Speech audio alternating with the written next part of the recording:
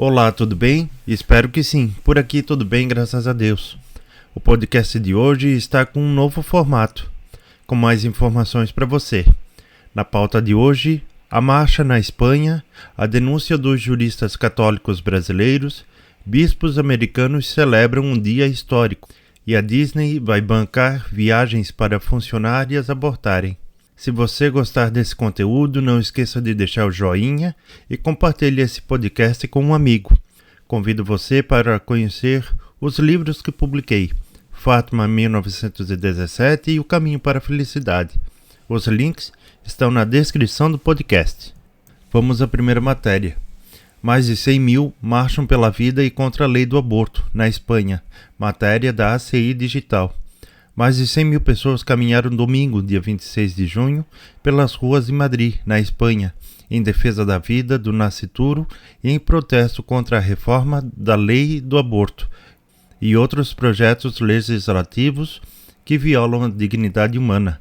A reforma da lei do aborto foi aprovada em 17 de maio pelo Conselho de Ministros da Espanha. O projeto de lei, entre outras coisas, visa permitir que menores de 16 e 17 anos abortem, sem a permissão dos pais. O projeto deve ir ao Congresso dos Deputados para debate e votação, e depois ao Senado. Jaime Maior Oreja, promotor e membro do NEOS, disse durante uma apresentação no dia da marcha que a revogação do aborto nos Estados Unidos mostra-nos que o debate sobre a cultura da vida não terminou. Vamos estar mais presentes, unidos e ativos do que nunca, disse ele. É fundamental mobilizar e defender os fundamentos cristãos de nossa sociedade diante da desordem social implacável. Não estamos aqui hoje num debate do passado, mas para nos conscientizarmos e nos prepararmos para um debate do futuro, acrescentou. Segunda matéria, juristas católicos denunciam o uso de caso de menina de 11 anos para avançar o aborto no Brasil. Matéria da ACI Digital. Associações de juristas católicos de diferentes cidades do Brasil denunciaram a pressão midiática em relação à temática do aborto e para sua ilegal realização. No caso da menina de 11 anos de Santa Catarina, cujo bebê de 29 semanas de gestação foi abortado na quinta-feira, dia 23 de junho. Os juristas criticaram também a campanha midiática contra a juíza Joana Ribeiro Rimer, que no regular exercício de sua função agiu pela proteção tanto da criança grávida quanto do bebê. No caso da grande repercussão, porque a juíza Joana Ribeiro Rimer, da Justiça Estadual de Santa Catarina, determinou que a menina grávida, à época de 22 semanas, por causa de um estupro, fosse mantida em um abrigo, e tentou convencer a mãe da menina, responsável legal por ela, a aguardar o nascimento do bebê e dá-lo para adoção. A juíza baseou sua decisão na definição de aborto, adotado pela Organização Mundial da Saúde, a OMS, e pelo Ministério da Saúde, que só pode haver aborto até a 20ª semana de gravidez. Abre aspas, as associações de juristas católicos atentas às enormes pressões midiáticas promovidas por lobbies de setores ideologicamente empenhados na liberação e prática abortiva entendem por bem, primeiro, alertar a estratégia de, invertendo-se lógica e direito, querer se imprimir ao caráter da conduta da juíza, que exercia seu munus e protegia o interesse de todos os envolvidos, a pecha de arbitrária ou delituosa. Segundo, exortar tanto as pessoas em alguma autoridade constituída quanto toda a sociedade a que permaneçam vigilantes, estratagemas empregados para, em particular, ceifar a vida de um bebê e, em geral, fazer avançar a cultura da morte em nosso país, afirmaram as associações em nota conjunta. Na nota, os juristas alertam sobre a enganosa tese que existe hipótese de aborto legal no ordenamento jurídico brasileiro. Nosso sistema não prevê qualquer hipótese de aborto legal, afirmam as associações signatárias, ressaltando que, Por razões de política criminal, o legislador ordinário apenas optou por não se punir o aborto, nas hipóteses do artigo 128, incisos 1 e 2, e do Código Penal. Segundo esses artigos, não são puníveis abortos em caso de gravidez que resultante de um estupro. Segundo esses artigos, não são puníveis abortos em caso de gravidez resultante de estupro, ou quando não há outro meio para se salvar a vida da gestante. Além disso, no Brasil, uma decisão do Supremo Tribunal Federal de 2012 determinou que o aborto não é punível em caso de bebê anencefalo. Abre aspas novamente. O direito à vida não depende de consensos humanos e sua inviolabilidade há de ser garantida independente do âmbito em que se encontra, intra ou extrauterino. O nascituro, de fato, pessoa humana, tem direitos resguardados desde a sua concepção, a começar pelo direito à vida, primeiro na ordem natural e pressuposto de todos os demais, afirmam os juristas católicos.